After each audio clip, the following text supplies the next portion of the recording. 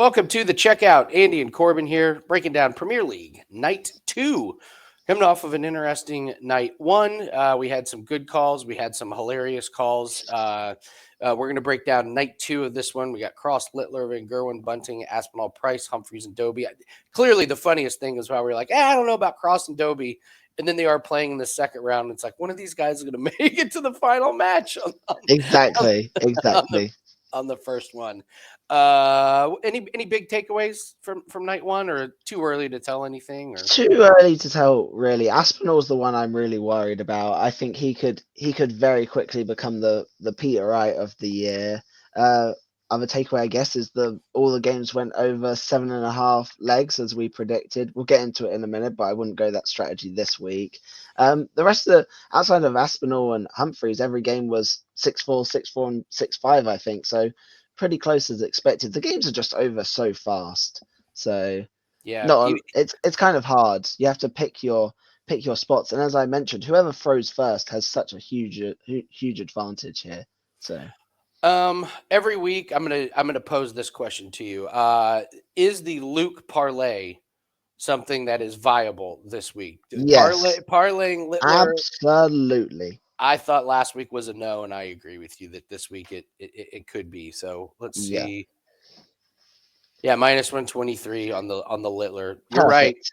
Yeah, yeah. It's the two guys we were worried about coming in there. So, all right, let's start with Cross and Littler here. Any thoughts on spreads? Plus, Cross getting 2.5 on Littler over Yeah, under. I hate the 2.5 spreads for the simple fact of what I mentioned. It's quick. 6-4 could be an easy win for Littler and still doesn't cover the spread. I'm going Littler most 180s. I have not checked the price for it this week yet, but it wasn't that unreasonable if I remember. It's minus 350, which is so parlayable. I mean, Yep, I that's probably my favorite piece on the board, quite honestly. I mention it almost non-stop. Littler's the biggest 180 hitter on the tour. Cross is actually one of the least.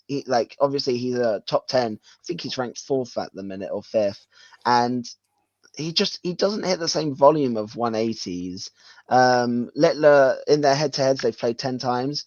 Just rough guess, how many times do you think Littler's had the most 180s out of that 10 games? oh, it's got to be probably 9. Yep, nine. Nine of the 10 games. And the other game, they both had two. So you can also, at some books, I know FanDuel does it, DraftKings doesn't. You can do money line and most 180s. You could easily do Littler most 180s and to win the game. Outside of that, I quite like Littler's average. It's plus money to the over 102.5. He's just been on fire, man. He isn't barely getting over this either. He's had like 105s, 110s, 113s, and in such quick formats, he just needs to hit those few 180s. If he has 3 or 4 180s, that's basically carrying him to a 100+ average anyway. So yeah, that's where I'm looking for that game. So Nice, nice. Before we get any further in, I just want to let you guys know we do have a darts pack that is up. The plays that we release on WagerTalk are the official darts plays. That's what goes to our record. That's what we bet with our own money. Those are all the plays that we release every week to clients. So if you want that, grab our darts pack. That's going to be up every week on WagerTalk. What we talk about on this show, it's more of just breaking down, going through all of the different matches. And, if you guys need parlay pieces, pick and choose. But when we tell you guys our record and what we actually bet with our money, those are plays that we release at WagerTalk. So we were 3-2 last week. We'll go over that record again, but I just wanted to make that very clear for everybody. So, because we're not betting 100 things that we talk about, like everything we no. just talked about, we're not betting. So, all right, let's move to Michael Van Gerwen and Stephen Bunting. Van Gerwen, sleeping giant for this year, man. When He's he gets dialed in, Corbin. Yeah, he's not getting the respect that he deserves. Like particularly since that World Championships, he's been on fire. Before that, he was in a slump last year, but he's definitely flicked a switch and has been playing so much better. I think Van Gogh edges this probably a 6-4, 6-5 kind of job, which again, it stops. Like I would ordinarily love to say I love the minus 140 on Van Gogh, but without knowing who throws first. again, it's such a huge difference. It's like if Van Gogh just needs to hold his throw the whole time, I love the -140. If he has to break Bunting to win, you'll probably get a better price during the game. That's why I always mention that I think you find out about 10, 15 minutes before they start who throws first. I would wait to find out that information. I always mention it in the Discord and stuff. So yeah, I don't know if you have any other opinions on these games, but I love the over in that game. I think that one screams over. This I one and the agree. one coming up to me scream over. You're already going to the next play that I have, but Bunting under 98.5 average. Had a 94 average last week, and he's played 7 times since last week because they do these what are called player championships. I They're not on saw that. yeah, they're not on TV. They're basically, this is going to sound so funny. They're basically just in a room with a dartboard, and like there's a stream somewhere out there. I don't watch it. I'm going to be honest. I stick to the main events. If you see those results, you can literally chuck them out the window pretty much. Like what they do in those little rooms on a random Thursday is completely different to what they will ever do in like a TV main event. Like there's no crowd, there's no walk-ons. They literally just walk up to the board and start throwing. It's very different. I'll mention some of their results just to keep you guys updated. But he's played 7 games since then. Only one of those he went over this 98.5 average, and I think he only just went over with about 100 average. So I really like that. Bunting over under 3.5 180s as well. He had 2 last week, and then he had 4, 5, and 1, but that was in the set format where it was way longer. So to get 4 180 seems like a push. I know it's juice, but you could easily put that like with the Lukes that we've mentioned, the most 180s for Yeah, Littler we just mentioned. That's the kind of thing. I'm not saying that's an there you official go. play, but that's the kind of thing that you can do to make that playable. My one concern with that is we see it every now and then. I hate doing it against Littler, but players' averages and 180s, like they have to score to keep up with these players. I'm wondering if Van Gogh might bring out the best in Bunting and push up his averages and 180s. But even still, 4 180s and a 98.5 average kind of almost feels like it takes it into account. Like he hasn't been doing this. So yeah, that's where I'm looking in that game. All right, let's move to Aspinall and Price, and he takes on this one. Oh, this screams over to me. Like this immediately just screams over 8.5, 9.5, whatever it is. I would probably play it. Price, as I mentioned, Price won the one of the Players Championships over the weekend. Again, I don't really care because he also went out in the second round to a complete nobody. So it really doesn't mean anything. Aspinall has. I always forget what injury it has, but he's like stuttering as he's throwing. People call it like dartitis. It's like he struggles to release the dart and he has to regrip. I think it's really going to affect him the longer this season goes on. I think he's going to progressively get worse, but he has so much grit and determination. He just, uh, we saw it last week. He was down, was it 4 or 5 now Yeah, to Humphries, and I was very worried about our over 7.5 that we had in a play, and then he just wins two legs back to back and has a little magic. It really doesn't take much to win a couple of legs in this format. So yeah, that game, 2 inconsistent players screams over to me. So yeah, it's like the yips in golf. Happened to Kevin Na, where he couldn't swing the club. Like he'd come back and then he couldn't swing it, or he'd like swing through it and then yeah, he'd stop. So that's kind of this thing. I thought Aspinall would keep it close, and it was a miracle just to get the two. To be honest, like yeah, Humphreys threw him a lifeline. But honestly, that happens so much. This is why we love the overs. Like if in Premier League, I don't believe these guys are out to humiliate the other one. I just yeah, don't. I think there's. I'm not saying they're giving away games. I don't think any of these guys want to win 6-0 or six yeah. one about it. They're out there to put on a show, and so Whilst we're here, what are the odds on the alt totals for those 2 games? Not spread the total. Yeah. well, So I, eight and I'm a half. I'm Oh, gonna do this in every. I'm gonna do this every week here because I love the over seven and a yeah. half. All of them parlay, and I'm just gonna ask you which is the one that terrifies you the most. We barely got there last week. minus 156. Which is the one that scares you the Oh most? Jesus, two of them scare me. The Humphries Dobey probably scares me the most because I think Humphries could wax him. Also the Littler, I think Littler could easily. I wouldn't be surprised. This is gonna sound bold, but I wouldn't be surprised if he won 6-0, 6 or 6-1 this week.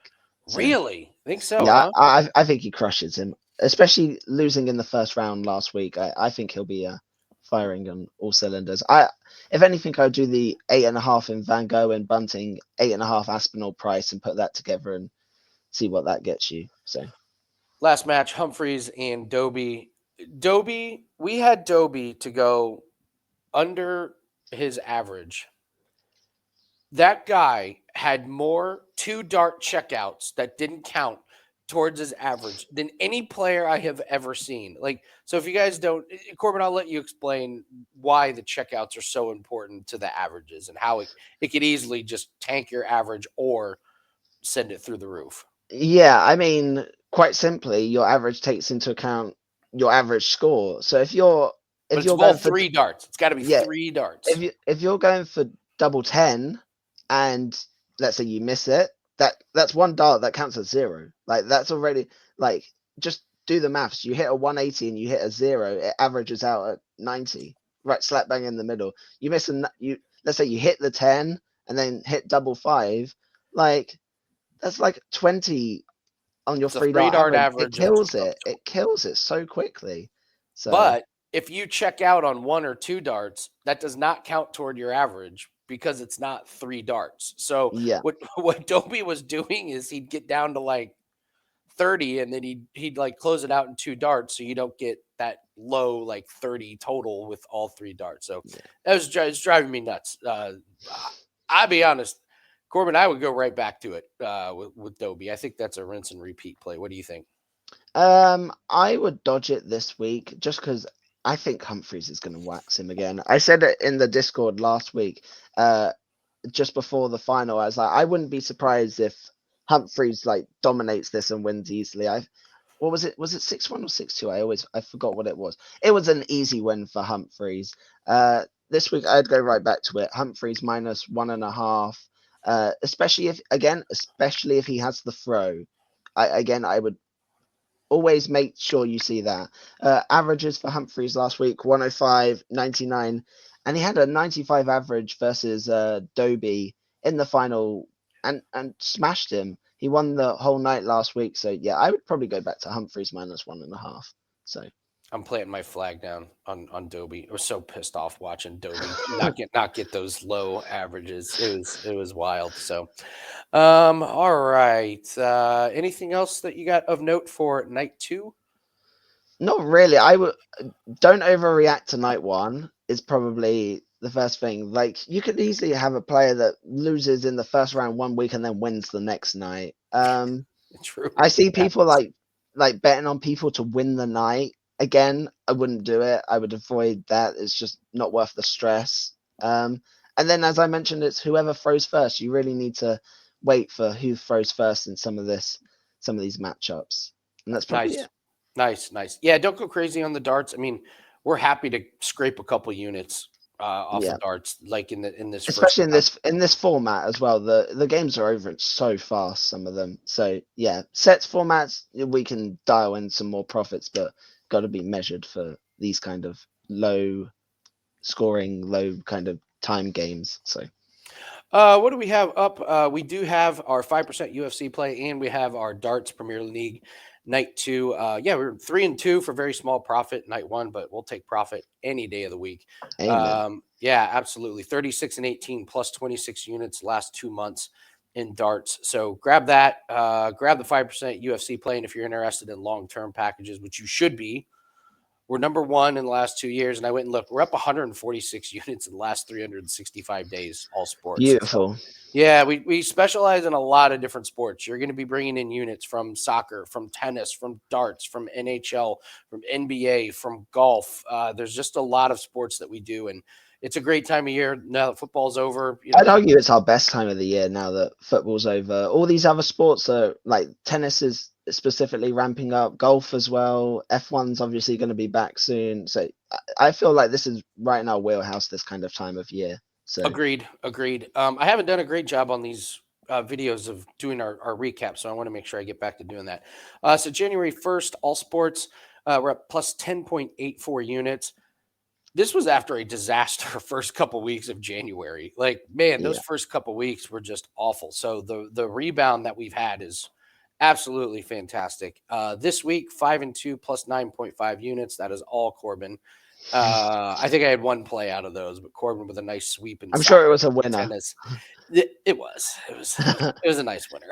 So, and then pretty modest 2025 darts record. We haven't had too many plays. 8-6 Yeah, for plus 5.6 units, 23.8%. We just keep grinding away these profits in these different sports. So, all right, that's going to do it for us. If you guys could hit the like button and leave us a comment down below, let us know if you like any plays, and appreciate all the support for us doing the darts content. We'll continue to do this. We know it's a really niche sport, but we love the enthusiasm. We know a lot of people that have jumped on board the darts train. So appreciate all you guys. Don't forget to like and subscribe, and we'll see everyone later. Good luck on all your plays. good luck.